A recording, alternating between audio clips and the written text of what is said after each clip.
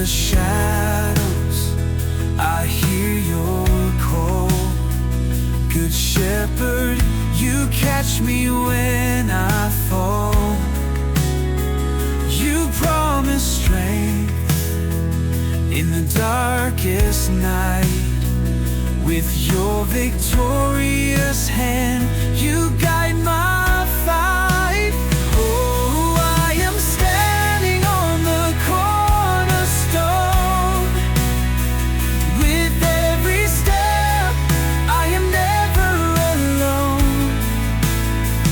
You're the way, the truth, and the life. In your arms, I find my life. Welcome back to I Am. I'm Charles, your host, and today I am joined with my great friend, Pastor Brent Haggerty. How you doing, Pastor? Good to see you, Charles. How Good you to been? see you. Man, I've been great. Great. Super. I love it when we have time together. It really, it fills me. And this today it's powerful. I'm looking forward to it. I'm looking forward to the wisdom you shine on the prodigal son. Today we are digging deep into a parable, and it's the parable of the prodigal son. You're going to love this, and you're going to love Pastor Brent Haggerty's insight on the prodigal son. This parable has so many layers. It really inspires me, and it warms my heart by the end, not throughout the middle. But what are some of the main principles you'd like for us to explore today? Well, the main principle is the fact that the author, a guy by the name of Luke, who happened to be a medical doctor, who wrote the book of Acts, and he wrote this gospel.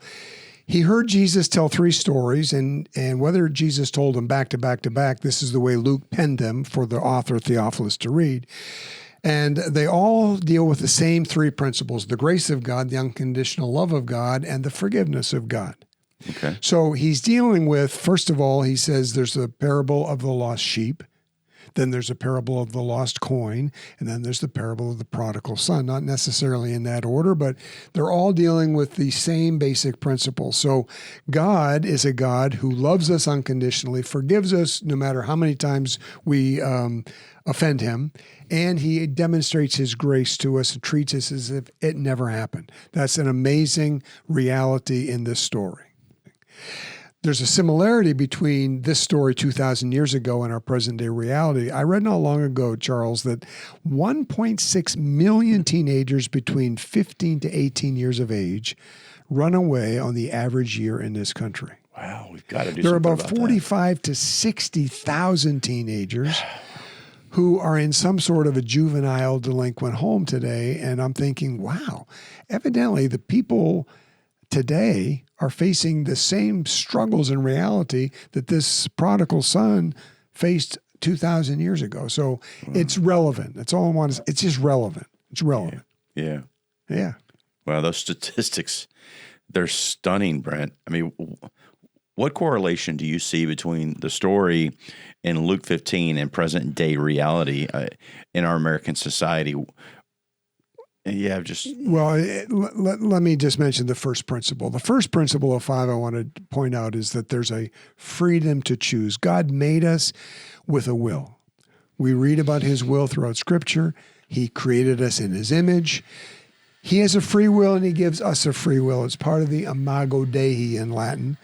Jesus is telling us about a son that exercised a right that he had. Now, the son had every right to the inheritance of his father. But the bad choice of the son was that he disgraced his father and asked him for something that should have only come to him after his father had passed away. So it was a very poor decision from a cultural standpoint. It was also had moral implications, like for a son to cause his father the disgrace of disgracing his name.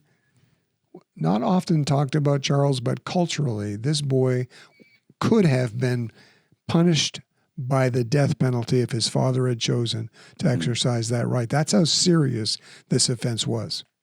You know, my dad and I love my dad very much, but I remember throughout my teenage years having, whether it's animosity or it's probably just selfishness, not getting what I wanted and I retaliated. I acted out. Well, and it's all selfishness. I and mean, that's exactly what you see here in this story, right? Yeah. For whatever reason, we don't know the background, but we do know this. In California, in the last couple of years, there were 800 teenagers who stood before a judge and said, "Judge, I'd like for you to emancipate me from my family. I don't want to be considered their child anymore." I could never imagine, even when I was at my most frustrated moment, I would never want to separate from my father or mother. I mean, they're my family. Yeah, They well, gave me life. God gave me life but what through we them. fail to realize, But they gave me life. yeah, but you and me, we had the opportunity of growing up in a home Yeah. with the safety and security and the discipline and the work ethic Yes, that God absolutely. intended for families. Yeah. So before we say, I'd never do that, Charles, we have to understand that there are children today that have never known home to be a safe place. Yeah. It's never been a place of provision. It's never been a place of protection. They, in many cases, have never met their father, or they've never seen their mother in years and years and years. So there's just so much that goes on in the prodigal, whether it's 2,000 years ago or in our present day. The reality is this: we are broken. The first principle is God gave us the ability to choose because we have free will. And that's why I think he's honored when we choose to give our life to Christ and worship God and to return glory to him. Wow. I hope there are folks listening today, Pastor. I hope they're listening. I hope their ears are wide open, who now maybe have come to realize that they have made some poor choices in the past, but want to make better choices for their future. Reach out. Go to www.thefish.life and learn more about what we do. Leads me to the second principle, Charles. There's the reality of brokenness. The son squandered his wealth on reckless living. He ended up in dire circumstances. He's desperate. I'm telling you, you talk about a picture of desperation. How about this? Jews were forbidden to eat pork, right? Because of the Mosaic law, dietary laws. Here you've got this boy who's now hired out, and the farmer that hired him, miles away from his father, has assigned this Jewish boy to take care of the pigs. The boy is so hungry. His stomach's growling with such intensity. He finds himself nose down, wallowing in the same trough while the pigs are feeding. He's eating the same thing with the pigs. Wow. Now, that, my friend, is desperation. When we make a bad choice, principle number one, based on our free will, we have to realize principle number two says there's going to be consequences because of that choice. God says it this way: what a man sows, he's also going to reap. And this is the part that highlights how sometimes we need to hit rock bottom before we realize the error of our ways. And this is the part that hits me the hardest because you don't want to hit rock bottom before you find Jesus Christ. That's right. Life is so much better with Jesus in your life than without him. Trust me. Charles, there's life after prison. Yeah. There's life for a girl after an unwanted pregnancy, when her boyfriend who says, "Oh, I love you, I love you, I love you," and as soon as he finds out she's pregnant, he's gone. She's quote unquote stuck. There are thousands of grieving women, Chuck. Just thousands of women. When I pastored a church, Mother's Day was a tough, tough day. I loved it, but I hated it because I knew that there were women in my congregation who would not come on Mother's Day because of the grief, the deep, deep sorrow they felt that their womb had never been opened. They'd never had a child. So for a girl that's out there in our audience that's saying, "Oh, I've got this unwanted pregnancy. Oh, let me encourage that girl, Chuck. There are no illegitimate children in this world. God knew every one of them before they were in their mother's womb. He knit them together there. And if that unwed mother could simply say, I could bless some woman who's in a financial place. She's in a place where she's got a home. She's set up for something to give a child that I can't give, and just bless that woman. That child will be forever twice loved. Wow. And that's just great. So may we never condemn the person who made the bad choice, even though, yes, there's consequences to pay. There's always hope and redemption after that bad choice. Wow. Freedom comes from that redemption. It's such a fact. The son in Luke 15, he realized that he was better off as a servant in his father's house, didn't he? I think this might reflect another important principle, huh? I see the notes you've written anyway. Well, you've been looking at my notes, Charles. Oh my goodness, yeah, yeah. There's the third principle is this. It's the importance of humility. Yeah. Oh man, if a person only could find it within themselves to humble themselves before God, God has great promises for those who step toward humility. Oh. God makes promises the likes of which no other person could say. He says God resists the proud, but he gives grace. He lifts up the humble. God opposes the proud. You don't want God opposing you, right? No, not at all. And it takes a lot of courage to admit when we've been wrong. You know, it's not easy. How do you think this principle resonates in everyday life? Well, I think that the person that's realized they made a bad choice, they simply have to admit it. Yeah. That's the first choice, right? Maybe it's alcohol, maybe it's drugs, maybe it's they've stolen something.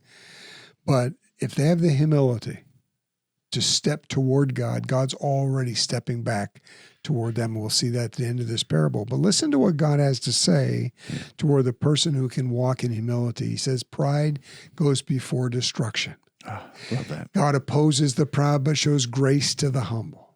When pride comes, disgrace will also come, but with humility comes wisdom. Wisdom, Chuck, is simply acting upon what we know to be true. This son realized that the servants back in his father's farm had it better than he had it, with having squandered all of his father's wealth.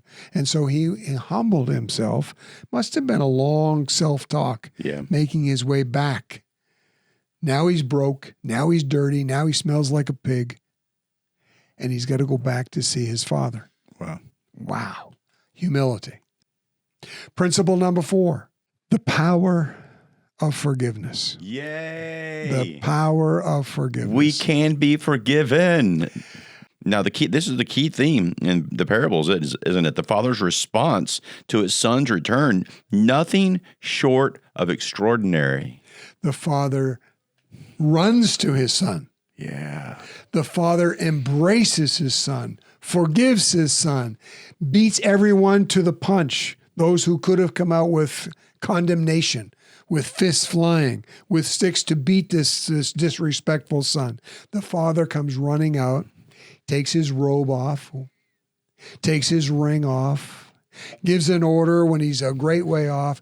Get the fattened calf that we had put away for the big festival coming up. We're going to celebrate now because this is bigger than any religious festival we're going to have all year. My son who is lost has come home. This is a tremendous. The forgiveness of the Father is what this story is all about, Chuck. The person that's in our audience, no matter what they've done, if they could simply believe that all problems are temporary. All problems are temporary. And the person who contemplates taking their life has made a huge mistake of making a permanent decision based on a temporary problem. Yeah. Right? God's forgiveness, it's universal, it's complete, it's unconditional. Oh, man. This is the attitude we seek to cultivate at the Fishwater Park. Not all earthly fathers have been as forgiving as their sons and daughters' choices. But at the Fish, we believe it's okay not to be okay. But Jesus came so that we wouldn't have to stay that way. We meet the homeless on the street and offer them food, showers, and shelter while we listen to their stories.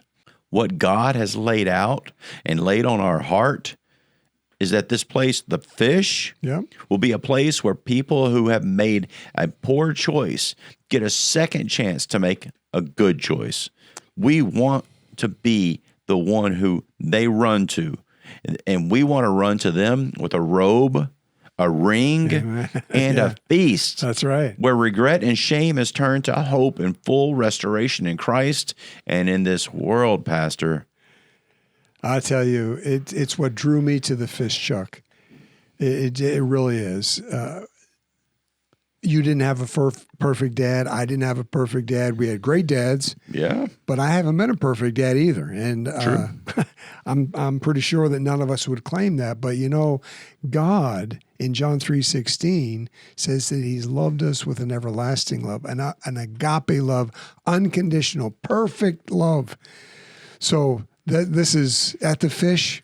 We want to try to demonstrate, even through our imperfections, that there is a God who loves us perfectly. Amen. Reminds me that there's a fifth and final principle here, Chuck: celebration and restoration. When God forgives us, he doesn't just let us come and sit in the back corner. He gives us a whole new set of clothing, a whole new set of riches represented by the ring. He gives us a place at the banqueting table that is not just back there in the servants' quarters. It's right there where the sons put their feet under the table. It reminds me that when we turn back to God, there's a celebration in heaven, that God and the angels of heaven rejoice over the one who comes home. So we human beings tend to forgive, but we really don't forget all that well, right? No. It's kind of like, you know, we can put a skin graft over the abscess, but God says, no, let me clean that out. As far as the east is from the west, let me remove that. And he doesn't hold it against us ever, ever, ever again. Let me think here. Essentially, we're encouraged not to just forgive or to seek forgiveness, but also to embrace the joy and restoration that follows. I like that a lot. Listen to this. How you can apply these principles to your lives. Well, the first thing I would say is just be honest with yourself. Are we broken? Because most of us are going to realize that we are. And when we approach God in our brokenness, we should approach him with humility, because he's already promised to lift us up. He's already promised to elevate us from that position. When we seek forgiveness, he's already promised to heal, to restore, to give back that which was lost. The Old Testament prophet says God will restore the years that the locusts have eaten. Now, secondly, I would encourage every person, when you realize that you're broken, that you've been surrounded by a certain community of friends, when you turn away from that, go find a new community that shares different values that will encourage you to stay in a better place. Oh, and that's powerful too. Now, look, if that's you, friends, please reach out now. We can be your community, and we'd like to be your community. That's for sure. I guarantee that if you reach out, if you seek these answers, that your problem has a solution, that there is someone we know who has faced the same problem you face and have found a way to be better and make it to the other side. It's important. When one beggar in his homelessness finds a bakery that is willing to give day-old bread out the back door, you know what the beggar does? Comes back. He'll tell his other friends who are also homeless, hey, you know what? I got some bread over at such and such a bakery. And that guy will go and find it too. And that's what we want the fish to be. Yeah. We're broken. Charles, we're broken people who have found the love, grace, and forgiveness of Jesus, and we're willing to say, listen, I'll meet you right where you are in life, and I'll offer to take you to a place that I've discovered in Christ Jesus. That's the beauty of testimony. Charles, testimonies are always historically factual. They're true stories. Yeah. Secondly, they're redemptive. Somebody that was broken, somebody that was lost, somebody that was incarcerated, somebody that was homeless, now they have a different, they're redeemed. And thirdly, the testimony is they're prophetic, which means, hey, you know what, Charles? What this Jesus did for me, he can do for you. And that's what excites me about being shoulder to shoulder with you, a part of the Fish Foundation, the Fish Water Park, because our proceeds are helping people who have maybe made some bad choices, but they're going to experience the love, grace, and forgiveness of God. They're going to find people like themselves who are also broken, and we're going to line them up. It takes one to know one, and we're going to say, here, follow this guy because he knows your pain, and he's going to take you to the place where there's some bread, the living bread. Jesus said, I am the way, the truth, and the life. He said, I'm the water. So if you're thirsty, come to me and drink. He said, I'm the bread of life. So if you're hungry, come to me. It's a spiritual, but it's a great story. Oh. Great story, Charles. We could go on and on, but you know what? For the sake of time, we better wrap it up right here. Thank you so much, Pastor Brent. And thank you for tuning in. We appreciate it. I hope today's story inspired you. I hope it triggered something in your heart. These are real stories, and they have a lasting impact on you if you dig in. Please join us next week for our next episode of I Am. Like us, subscribe, send us to your friends, share, please. We look forward to seeing you next week. Thanks, Pastor. Thank you, Charles. Yeah. Good to be here. Good.